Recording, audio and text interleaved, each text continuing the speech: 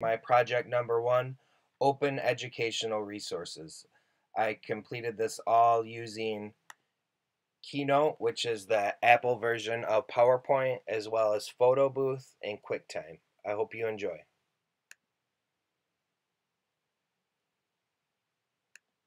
So the class that I chose was Computer Science E7, Exposing Digital Photography, a Harvard Extension class or school.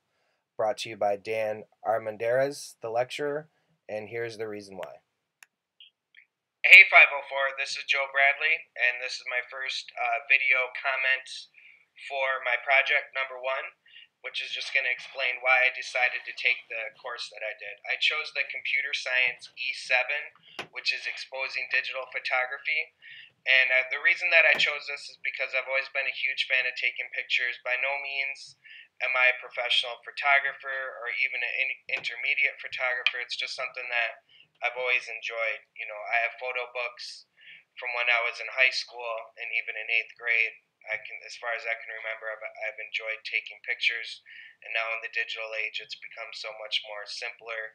And it seems that everybody, that I know or is interested somewhat in digital photography with the simplicity of having it on your phone, and then as the prices continue to drop for nicer digital cameras.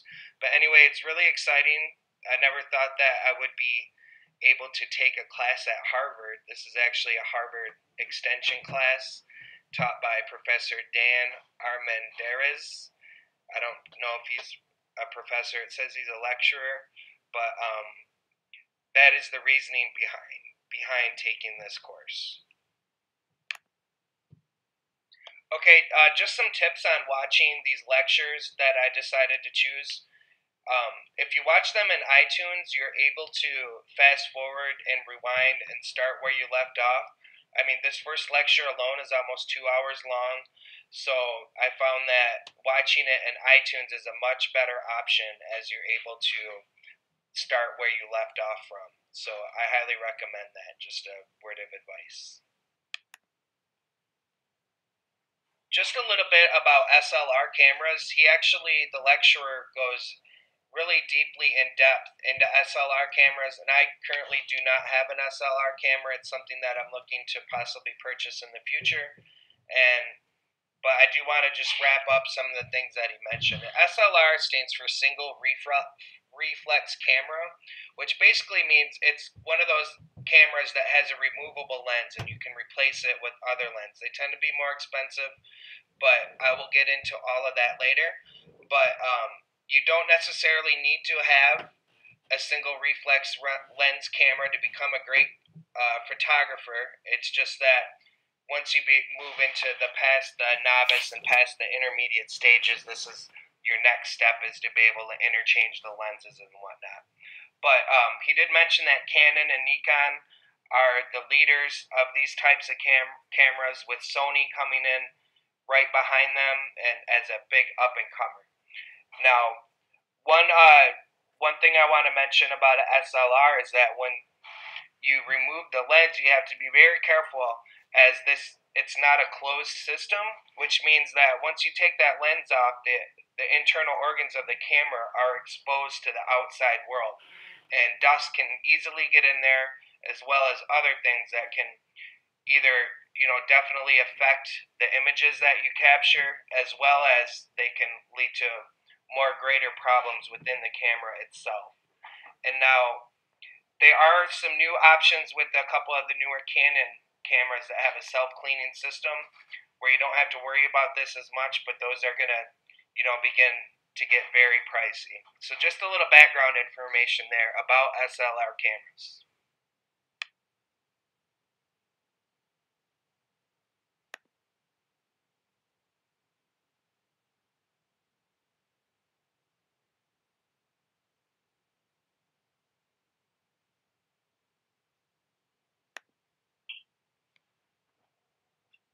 Okay, after he tells a little bit about the history of the digital camera, and we find out, how ridiculous that first digital camera was, is where he actually starts to take where this class is going to be or where it's going.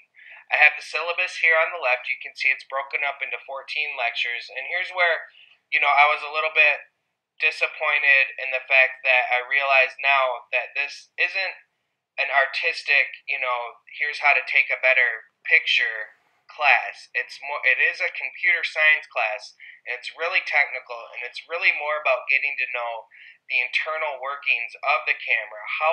What actually happens when you push that flash button or push the picture button inside of the camera is where he wants to take this class. And then, but he goes on to say that learning this internal workings of the camera, it's going to eventually teach you how to take a better picture. So, I'm going to try to concentrate on some of the lectures where they actually are getting out and taking pictures and learning how, to make a different picture look better, perhaps with software that I may or may not have yet.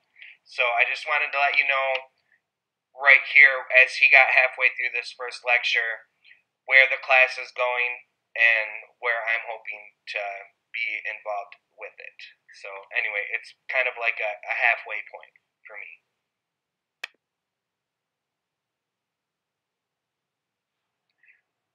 Something that I found really funny that the lecturer did in class, and actually everybody in the class burst out into laughter too, is when he mentioned chimping. Chimping is something that you should never do when you're trying to capture an excellent image or take a great picture, because it not only wastes time, but it wastes the battery on your camera. So this is an example of chimping. First of all, you take a picture. Ooh, ooh, ooh, ooh, ooh, ooh, ooh, ooh, ooh, ooh. See, don't do that. That wastes time. It wastes the battery on your camera from having the screen on.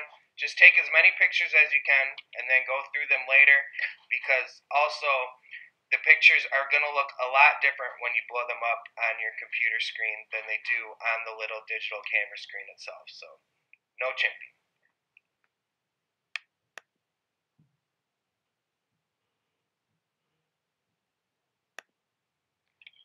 Okay, to wrap up a little bit, what the lecturer or professor mentioned towards the end of this lecture is that this can be a very expensive hobby. While there are a lot of inexpensive cameras on the market, for instance, the one that I love. My wife got it for me as a wedding present.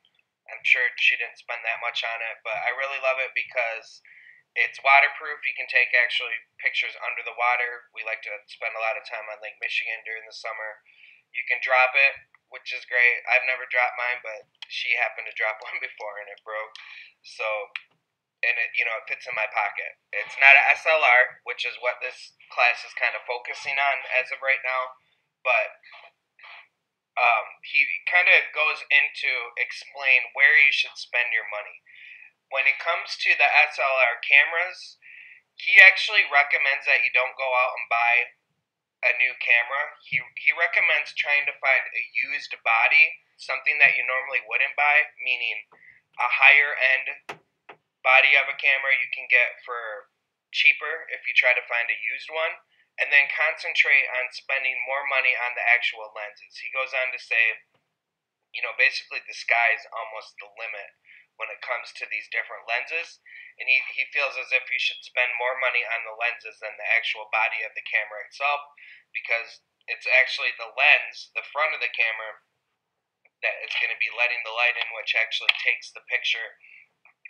So the front of the camera is more important than the back of the camera.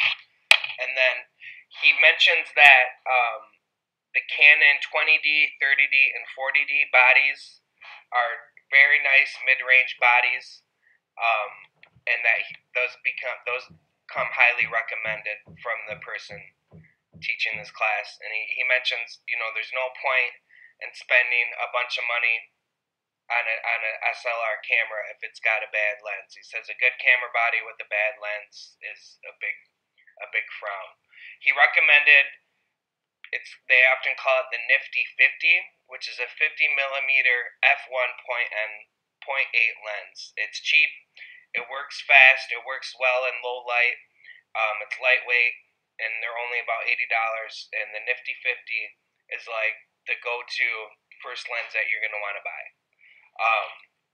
The lenses that actually come with a camera, they're called the kit lens, and he says that they're just completely junk, and that you shouldn't even, if you're going to be serious about this profession, that you shouldn't even look into that, or serious about this hobby. And then be sure to, always have a nice memory stick, one that can hold a lot of pictures, because you want to be able to take a whole bunch of pictures at once. And then you're also going to want to invest in a tripod. He mentions never go to Best Buy and buy a tripod. He says that he's heard nothing but bad news from them. They're all junk there, according to him. So go to an actual legitimate camera shop.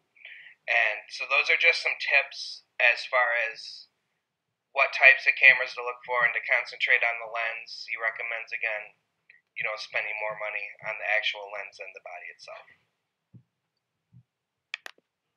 Cool picture website. And it's called The Big Picture. It's boston.com/The Big Picture. And what it is, there's normally a theme, and they upload images daily.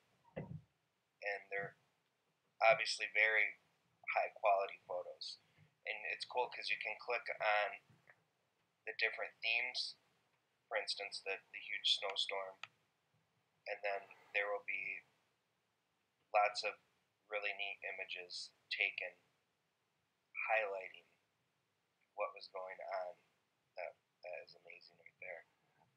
So I'm very happy that he shared this site with me. It's obviously something that I'm going to want to look at a lot. But then he also mentions that for this class, they're going to use what's called Flickr. Flickr is a photo sharing website. You can upload about 200 photos for free, and you can also pay. It's about $6 a quarter, which is fairly cheap, just to host your photos if you like. You can allow people to look at them or not. You can create your own galleries, which is pretty cool too if you're into taking photos. I happen to, create one for the class just now, and I decided just to put all of my food pictures in there. He goes on to talk about, what makes a photo interesting. And to be a good photographer, it's really hard to come up with new ideas. There's so many out there and so many amateur photographers. Everything's had its picture taken before. How do you come up with something new? A lot of photographers, they often fall into ruts, but he goes on to reassure you not to worry about it. Your knack for taking pictures will come back. Personally, I've always liked taking pictures of food, mostly what I cook and what I eat. I did have a little food blog going there for a while that I hope to start back up. But food, street art, graffiti, things of that nature, music, situations, those are my favorite things. But anyway, for Flickr, I just decided to take, upload a bunch of my food pictures. This probably 95% of this is food that I cooked at home, and with some restaurant food in between. Obviously, that's not my hand; that'd be my father's, and that's me. That's obviously not at home. That's at Five Guys. But here's my beautiful wife, and she's often the bearer of my meals. And then my other favorite photo site is called Instagram, which I pulled up as well. This is actually an app for the phone. You can see I like to take a lot of pictures of street art, my very photogenic pets, out at different events, more food, more street art.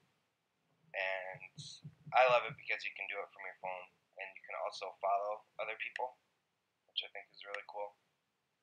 For instance, Ewok1, one of my favorite urban artists, graffiti artists, amazing character drawings. But those are my two favorite camera and image sites, and feel free to follow me if you want.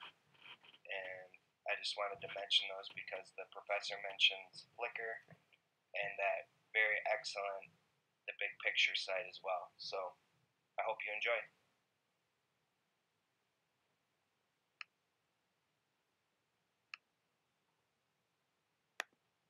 So if you are interested in following me on Flickr or Instagram, here are the links. Beats Bumpin' is an alias that I've used for a long time for my different online activities, and there you can find me. Next portion of project number 1 is the textbook selection. And what I did is I selected the iPad and iPhone app development texts um, by Daniel Steinberg. I like how it says the editor's cut, like a director's cut from a movie. But anyways, this is actually a companion piece to a course taught at Stanford University by Paul Hagerty, and it's a high-level computer science course. So initially, when I seen the name of the text, iPad and iPhone app development, like, oh, how cool, everybody, wants to be able to create the next best app for smartphones and for iPads, the people that come up with these awesome ones like Instagrams, they're not super complicated ideas, but they're so neat and everybody downloads them and they become rich and famous and everybody's really happy with their apps. And so I thought, I'd give this a shot. It's actually, like I mentioned, it's a companion piece to this course that is taught, and it's actually taught for free as well on iTunes, which is very cool. So you can not only get the text for free, but you can also view all the lectures that are taking place. Now, one thing that is cool about this text is that it's only available on the iPad, which is I'm fortunate enough to have one, and I'll get into why this is actually really cool because it's very interactive and it's necessary for this type of course to have it on the iPad. So, just some other things about the opening chapters that I learned is that everything is IO6 programmable or capable, even though the class was from last semester and the book was written about a year ago. It is compatible with the updated iPhone and iPad software. Now, it's set up in 3 parts to be taken with the class. There's a lecture, a demonstration, and a practice. And like I mentioned before, it's necessary to have this book on the iPad because this medium enhances how you learn in ways that paper and video media cannot. I mean, you can click on the code examples and walk through them step by step. Let me just give you a demonstration of that. Hopefully, the iPad, you can't see it incredibly well on there, but let me just show you where, once you get into the code, you can actually click on the code, and then these code bars are interactive, meaning when you click on here, you can click on elements within the code, and definitions and whatnot will pop up and teach you step by step. It's very cool. So something that you wouldn't be able to do with a regular textbook. Now, a little bit that I've learned about this textbook. The author then goes on to explain that by the end of this course, you should be able to build a fairly complex app. This is by no means apps for dummies. It's difficult material, however, it is laid out very conveniently and very user-friendly. A prerequisite for being able to be successful with this text is programming knowledge in the C languages. This textbook does not teach the fundamental programming concepts like loops, classes, or objects. This book also does not teach superclasses or the inheritance of behavior. To me, these terms have completely different meanings, far from computer science. A superclass to me is what we are in right now, and the inheritance of behavior, the only things I can think of are how fidgety I am, as you've seen in my previous screencasts, and the fact that my father and I both like to belt out the music that is playing in our head, whether it's a good song or not.